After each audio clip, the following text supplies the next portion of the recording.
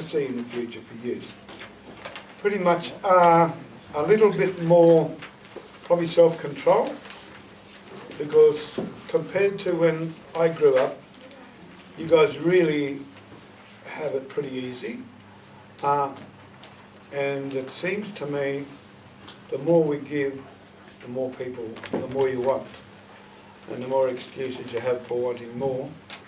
So, I don't know, finding better things to do than illicit drugs and alcohol, leave it till you grow up. There's plenty of time if you want to wreck your life. You don't need to start that when you're in high school. But for Moree, I would like for all of us to finish high school, get good jobs, and not have to leave Moree. If we want to stay in Moree, that's where I hope we should be able to. And we should be able to create enough jobs to keep us here. What would you like to see for the students after they finish school? Pretty much the same, I think, is the one thing we don't have here, what I've tried to do over the years since I've been here, is bring some of our Year 12 kids back to talk to you guys sometimes. Because particularly the kids that did it hard, and there's been a few, not all of our kids that have gone through and got an HSC have done it easy. They did it a lot harder than most of the kids I see in front of me today, but they persevered. So what I would like, probably leave this as an open invitation. Come back here in 4 years' time and tell some of your little brothers or cousins what you're actually doing. And if you're sitting on the dole, tell them why. Maybe they won't make the same mistake. But you guys look a little bit too intelligent to be leaving school to get on the dole. So, but yeah, that's what I would like for you guys to do, is be role models for the next lot of kids coming through. I mean, you guys know the kids that are coming through next year. This year's Year 9s. You know how, whether they're good, bad or indifferent. And it's something I've always tried to encourage, is have our Year 11s try and help the Year 10s through when they get here in the early terms, because it's hard. And it's a lot different, sadly. It shouldn't be, but it is. But for you guys, when you finish school, yeah, come back and let us know how you've been. And you don't have to be scientists or doctors. You could just be a mum. Come and let us know how you enjoy it. How important do you think education is for young people today? I think it's the answer to pretty much every question you have in the life ahead of you. If you're not educated, unless you can do what I did and go shearing, you're not going to go very far at all. And you can't go shearing because they shot all the sheep and now they're growing cotton. So yeah, I think education is the key for every single one in this room or in this town. Without an education, it's very, very difficult. Unless you're like my kids, because they're going to win Lotto on Saturday, and they're going to keep me. But no, it's probably the most important message I could give anybody, particularly young people, is how important education is. I know it's hard. I know there's some, what you might think, not so nice teachers some days to put up with. But talk to anyone out there that's just left high school, and they'll tell you some of them, they're bad teachers, we're probably still here.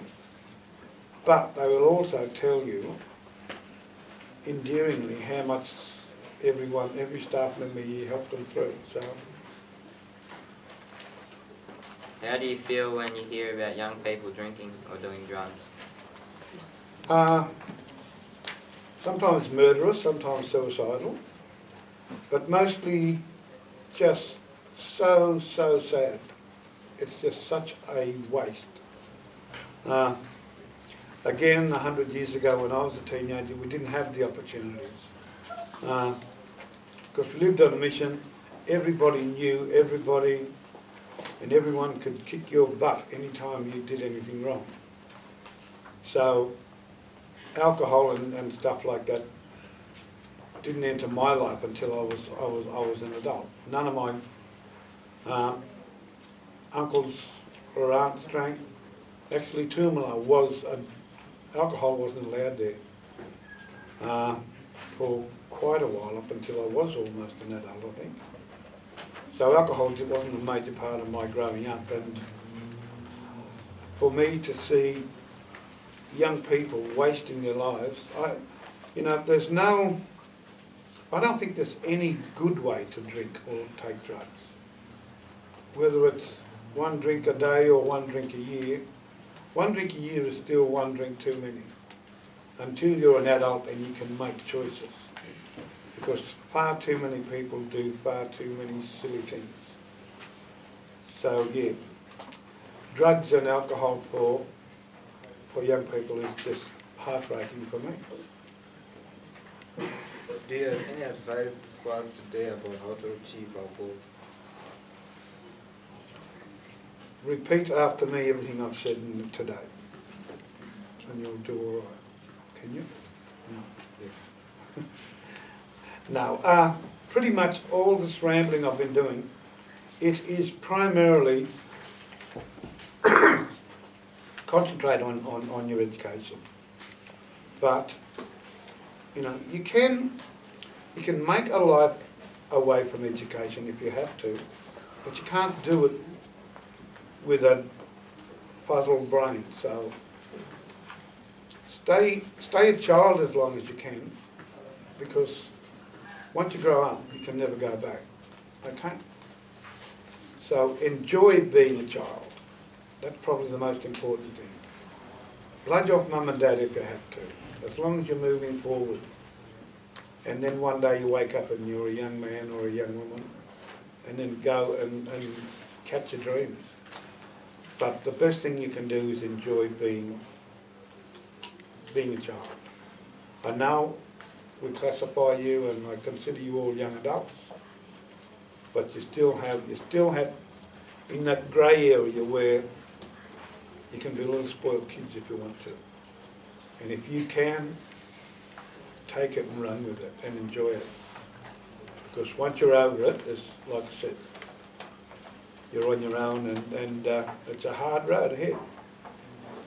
How do you feel about the stolen generation, and did this have any impact on your family in any way?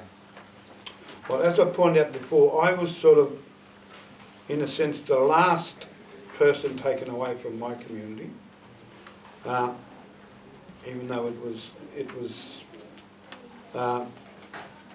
conceived that I'd been signed away and sent away by my parents.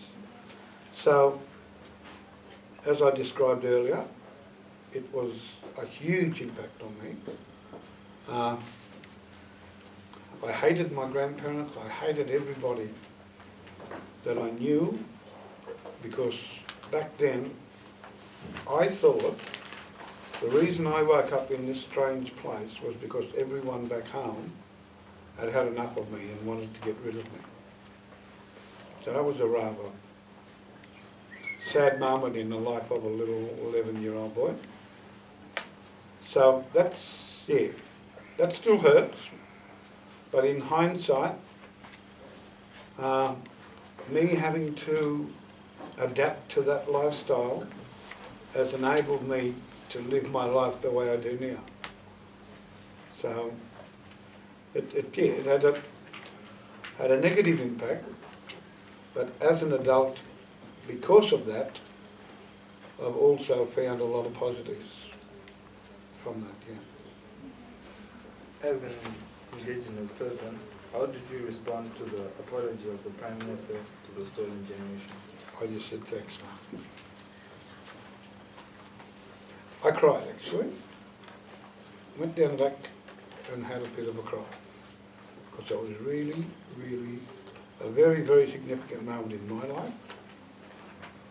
And not only to me, but to all the people I knew that were genuine stolen people. And I've been around Australia and I've met very many of these people. I've met people who never ever got back to their parents. I've met parents who never ever got their kids back. So for the Prime Minister to say sorry for all of that, yeah, I felt proud as a Murray. And I also felt sad because those things did not need to happen. It was just a misuse of human nature and human trust. And there's still a lot of debt owing from those actions. But on the day of the Prime Minister's apology, yep, I felt proud to be a Murray, and I was proud to accept his apology. Before we